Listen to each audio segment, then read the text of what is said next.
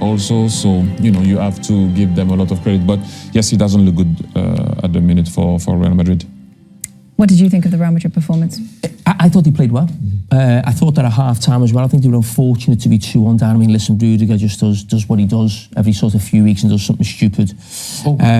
I mean, I don't watch Real Madrid every week and every game that they play. Obviously, the results have been poor of late, but on that performance, they are playing one of the other top teams in the Champions League, if you like, Manchester City, and I think they should have got something out of it. So I thought they played well, but as I said, another poor result for them. Some big injuries though. Who's out from Carvajal, Trent, Milita, Alaba, Huijsen, Camavinga and Mendy?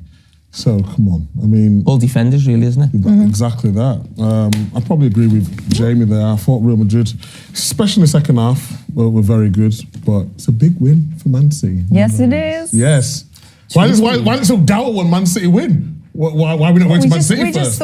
We just thought it was maybe a bigger story. Real Madrid we can talk about that a bit losing later. Man City have just won. Go ahead. You raise the level.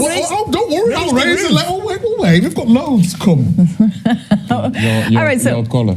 Yes, you're a bit all over the shop. That's what you're raising. We're going to take you out to the Bernabeu and speak to Guillaume Balaguer, because Guillaume, I guess, kind of going into this when we spoke to you, you said one of the big talking points. We've been waiting for you to comment on Guillaume's attire the entire show. I'm surprised it's taken till now. I think you look lovely, Guillaume.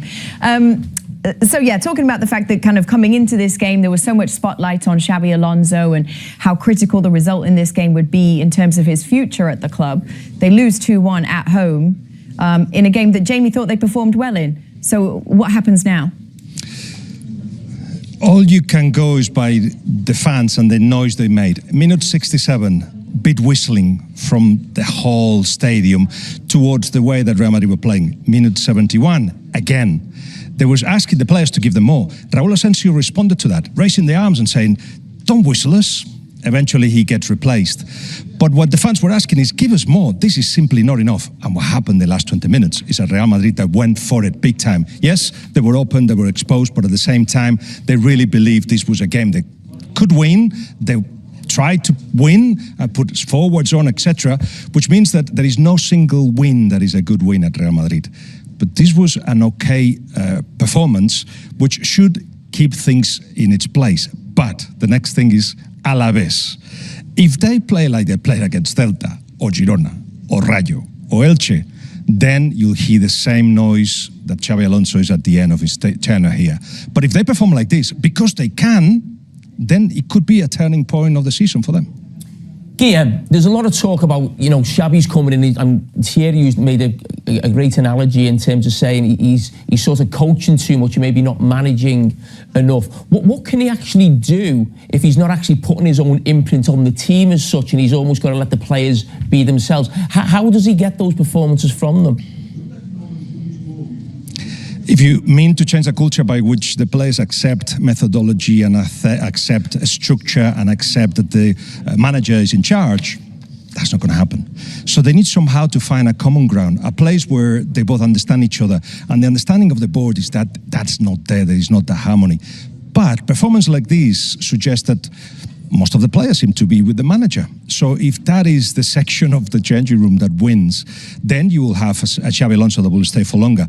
But no, the culture will not change. The players are in charge and will continue in charge. Guillaume, can I just ask you a question? Me and Thierry and Micah on the desk had a discussion before about the differences between Barcelona and Real Madrid, whereas Barcelona does feel like a real coaching sort of, clinic for coaches and the players. The fact Xabi Alonso was a Real Madrid player under Ancelotti, and he's gone in, has he made that mistake actually going in thinking he can change that? Because he does know the culture of Real Madrid. That's where I'm a little bit sort of don't quite understand. I think every single manager that comes to Real Madrid believes that they can do it their way. And Xabi Alonso is a method coach. He's a Pep Guardiola pupil. And actually he tried to implement this here. But he's been changing himself as well. So all of a sudden it's not so much about possession, there is more directness, it's 4-4-2 and it's not 4-3-3. So he's trying to adapt to the players. This is a process. What he's asking is time to put all this in place. But meanwhile, he's got to make players comfortable and happy, and everybody has to know the position and their authority within the team. And some are still like that, not completely convinced about Xabi. So in that period is where they are. To actually finish this will make no sense, especially with the performance in the last 20 minutes. But this is Real Madrid. As I say, a bad result, a defeat against Alaves, and then we'll be talking same as we were talking before the game. Guillaume, thank you very much. We'd like you to go and get some interviews for us if you can. Yeah. Any requests, anybody? They're all coming in. Micah, give Xabi, him you want Xabi? Oh no, Man City. Oh, well, you assume it would be Man City. Foden? Oh. How about Haaland? Yeah. That's a nice suggestion. All right, thank you, Guillaume. See you soon. I guess just to follow up on what Guillaume was saying there, he's basically saying that with that performance, Xabi Alonso has bought himself at least another game, right? Is that how you expect things to go at Real Madrid? Well, I don't know what the board wants to do or not. I find it always ludicrous that a manager can be in trouble after being 6 months in the job. I don't personally agree with that. But you also know that at the club, at the level of Real Madrid or Barcelona, whatever, you can wake up and hear some bad news because things might change. I don't think that they should question the coach. I think that you should, if you have a coach in position, you try to see what he can do. But you heard Guillaume, you heard the president, you heard everybody. You heard Gareth Bale saying that when you're there, you need to manage a bit more than coaching. So, I don't personally agree with it, but that's the way it is at Madrid. Okay, well, we've got a big Champions League post-game coming up Yes, for you. we got have. all the ladies here. Great from the goals from Women's Arsenal. Champions We've League got show. two big German wins today. What else have we got? We've got table time. We've got wind down. Wind down. what have we got? What have we got? Lyon. Wind down. So we got Lyon. Welcome to the Champions League, Man United. Smashing Man United. Welcome to the Champions League, Man United. I'm talking about the Women's Champions League. We'll bring you all of that. We'll be back in just a second. Lyon. Hello, good evening. Welcome along to our post-game show. We got a combined Champions League show for you all. The men's team, the usual crew, and the women's team over from the United States. They're all here with us. You can't see them right now, but they're right there in the studio. We're going to bring them in. Yeah. They are. The girls are here. Yes. And yesterday you might have seen Micah was wondering, he was a bit concerned, how would it work out with the crew feeding all 9 of us? Well, we found out today, didn't we, Thierry? Oh, why? What happened? Why? What happened? One of us didn't get fed. And what's the issue here? No issue. Let's move on then. Okay, so we're going to start with the game between Real Madrid and Manchester City. Jamie, you're going to take the first goal for us? Yes, I'm going to take the first goal. I mentioned that Real Madrid, I felt, caused Manchester City problems, especially on the counter-attack, and we can see that with the first goal. And this is something to think about for Manchester City going forward. Still no Rodri, and you look at that space in the middle of the pitch. At times, Nico Gonzalez was left alone in midfield. This time, he's vacated the space because he tried to press the first ball. Look at the space for Jude Bellingham going at that Manchester City back four.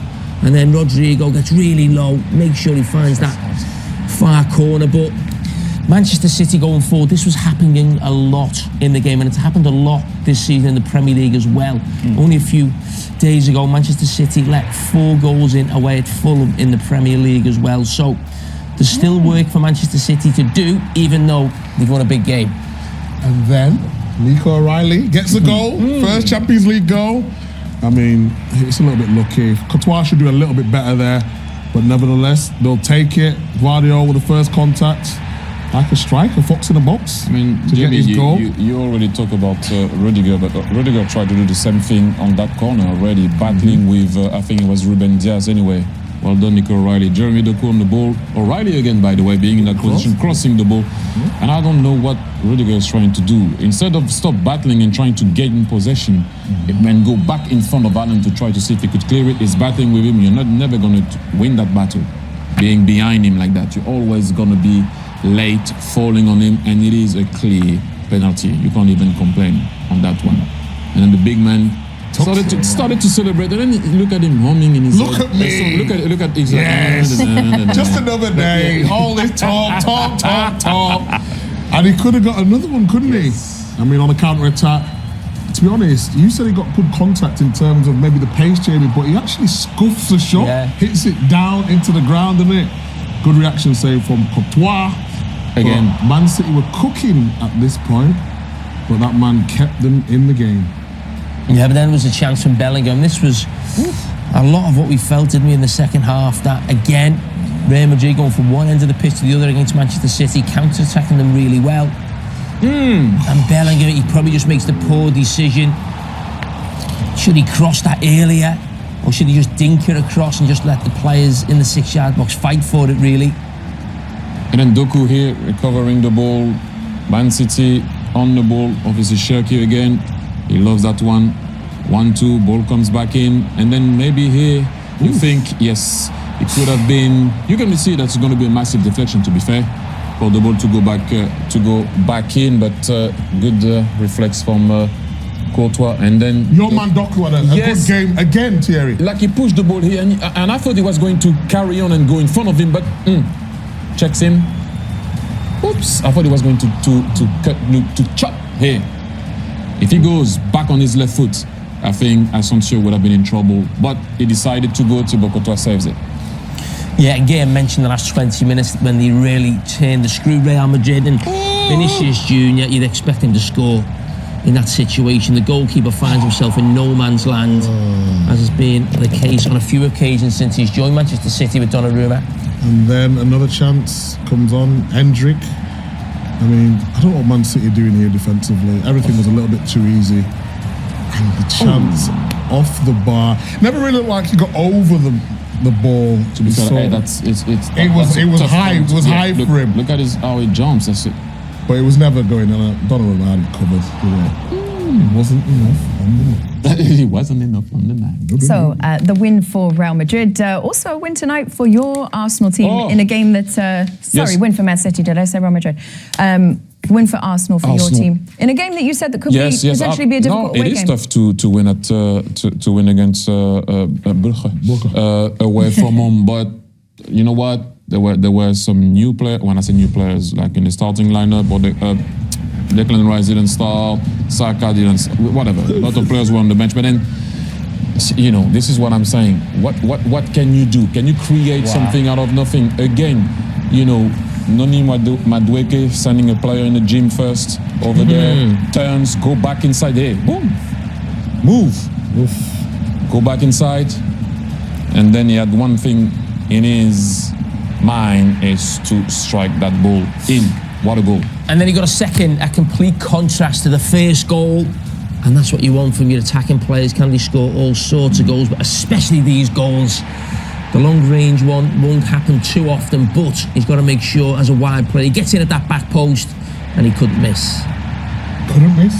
Couldn't miss, and he didn't miss. We've got some great goals tonight though, haven't we? Yeah. Especially in the women's with Leon, but this one from Martinelli is outstanding. Look at, wowzer! Bends it into the top bag. Look at the bend, the precision. The keeper has no chance. 3-0, the Arsenal. Wow. It puts Arsenal top of the table as well, still right up there in first, Bayern in second, PSG third, Manchester City in fourth. Micah. Calma. Table time tonight. It's going to be lovely. Yes, we're looking forward to a special edition. Oh, we've got something special tonight. Yes, you did. You're into Liverpool have just seen dropped out the top 8. Oh, yeah, but you got to be there at the end. That's the most important thing. Yeah. That's right. Okay, we're going to go to a very quick break, everybody. We'll be back in just a second. We'll bring you some more. Well, what So Micah you prefer wants... him to Mbappe now? Whoa, hold on. That's an interesting question to ask. You know how much I love Haaland. Yeah. Please don't spoil it with Haaland as well. Like you do With Manchester else. City, with Haaland. Why don't we bring him in? Erling Haaland, good to see you. My man, how you doing? Oh, I'm getting nervous now when I see Jamie Carragher in the studio now.